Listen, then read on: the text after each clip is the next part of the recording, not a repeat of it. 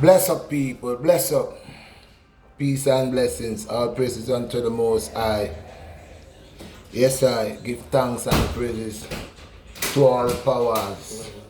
Seeing all power unto the Most High. Blessed to the people, them. Blessed to the people upon the earth. Blessed to the universe. The truth are gonna hurt. The truth are gonna melt them. They don't want to hear the truth. So them are gonna flag down my video. But that's okay. But remember, when RedShot BlackStar come and open the mouth, I don't just open my mouth. Inspiration from the Most High. In one of my videos, I spoke about a certain thing and say, well, if it's not that, it's that. I say, if it was not God made, well, it had to be man made. So now, here I have something to bring to y'all guys, and I'm not gonna talk. Y'all listen, y'all see. Y'all gonna hear. Those with eyes will see and those with ears will hear. When I bring something, I bring the truth to the people. So people, this is something, it's not this time, it's not RedShot BlackStar saying, I said it before and they flagged my video. So now I want to see what they will do with this. Bring it on. Turn it on.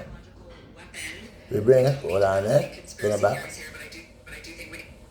Is the novel coronavirus a biological weapon?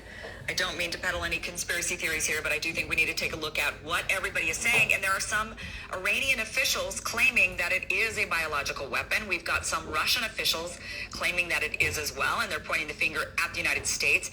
Israel, some Israeli officials are also saying, yeah, it might be a biological weapon. They're claiming it was China that unleashed it. China hasn't really said anything, and the United States is saying, no, that is a hoax. So let's go ahead and break this down a bit. The former Iranian president came out claiming that the novel coronavirus was a biological weapon man-made in a lab. Mahmoud Ahmadinejad, sorry about that, claim, this is his tweet, he says, it is clear to the world that the mutated coronavirus was produced in lab, manufactured by the warfare stockhouses of biological war belonging to world powers, and that it constitutes a threat on humanity more destructive than the other weapons that target humanity. So he also tweeted out a letter that he had sent to the Secretary General of the United Nations, and in it talks about how they believe that this was a biological man-made weapon that was unleashed in a lab, but he doesn't give any evidence of this. But we will see where there might be a little bit of, reason to be suspicious. Also, Javad Zarif, Iran's foreign minister, called the sanctions on Iran an act of medical terrorism. So he also at first made he insinuated that this could have been a biological weapon made in a lab, unleashed on the Iranian people. And then he's also come out saying that the sanctions on Iran that the United States has are an act of medical terrorism. Iran is not able to get all the supplies that they need, and they're very much suffering because of the sanctions, and that is causing a lot of panic and a lot of death, and the virus is very strong in Iran. So this is what Javad Zarif says in his tweet. He says, real Donald Trump is maliciously tightening U.S. illegal sanctions with aim of draining Iran's resources needed in the fight against COVID-19 while our citizens are dying from it. The world can no longer be silent as U.S. economic terrorism is supplanted by its medical terrorism. So Iran has, the last count that I saw, which was I think yesterday, they've had about 429 deaths and over 10,000 people infected. And they've now asked the International Monetary Fund for $5 billion in emergency funding. And they're saying that the they haven't really placed blame on exactly who they think unleashed this virus on them, but they do feel like they had this unleashed on them, that this is not something that naturally would have occurred in Iran. And let's go ahead and take a look at a map to see what they're talking about, because it does look a little bit suspicious. When you look at the map, look at Iran here with 10,075 cases. Now, this was from yesterday, but look at the surrounding areas. Look at Afghanistan, 7 cases in Afghanistan. Look at over here in Iraq, 71 cases in Iraq. Look at the Arabian Peninsula. I mean, you've got 80, 74, 18, 45 in Saudi Arabia. You've got all of these small small numbers surrounding Iran, but you've got 10,075 cases in Iran.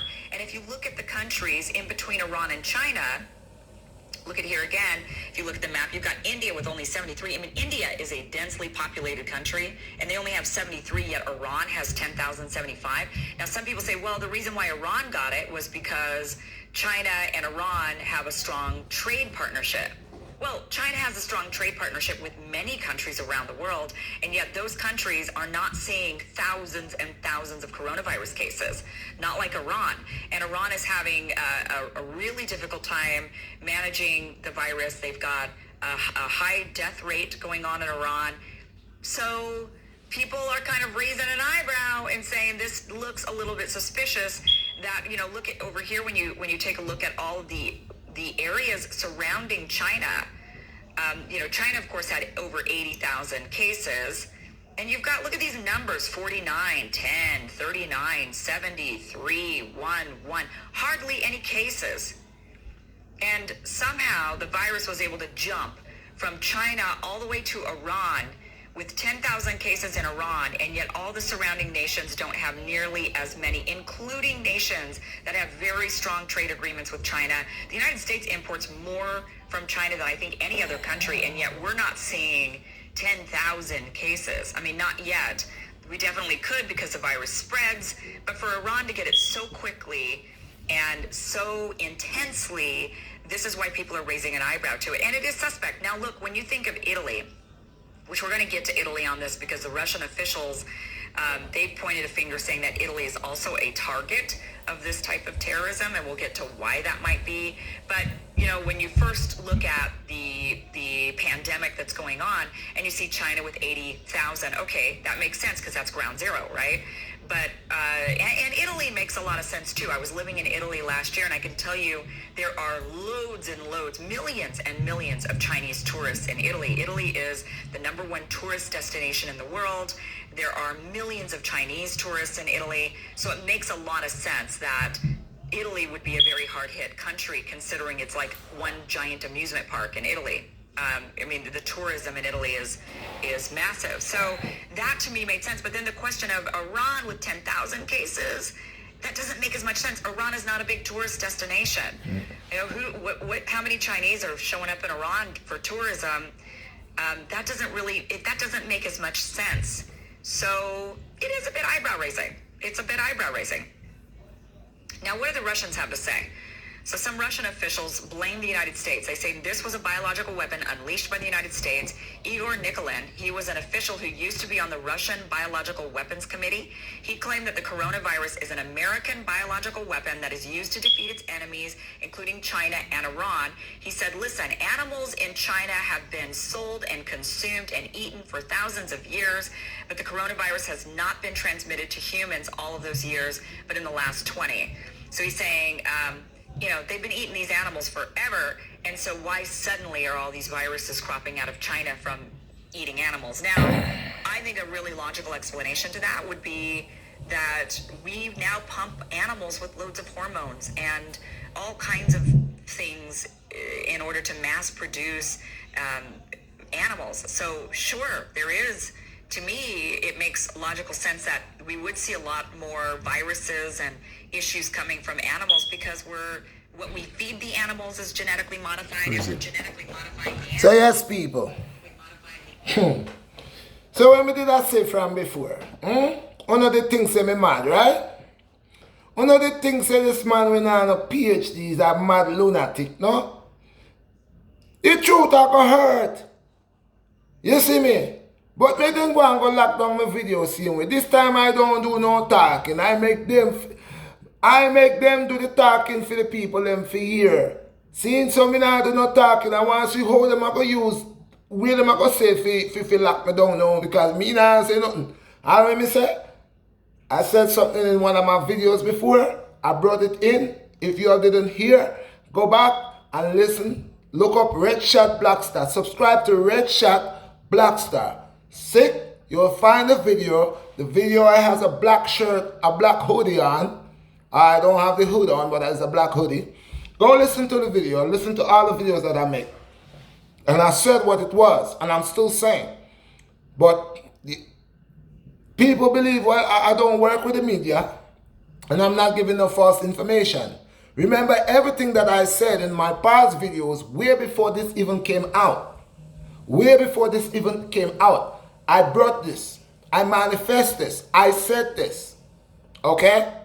And now, here it's gonna go. You hearing it from the horse's mouth. Okay?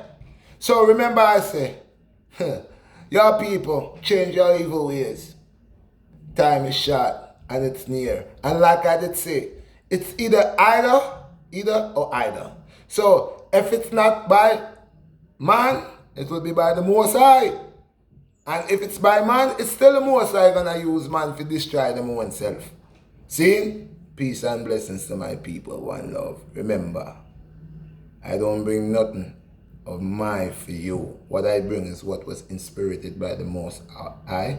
Showers and showers and showers of blessing. People, love thy brother, love thy sister, love thy neighbor. And don't forget the poor and the needy. Peace and blessings. One love. Sila.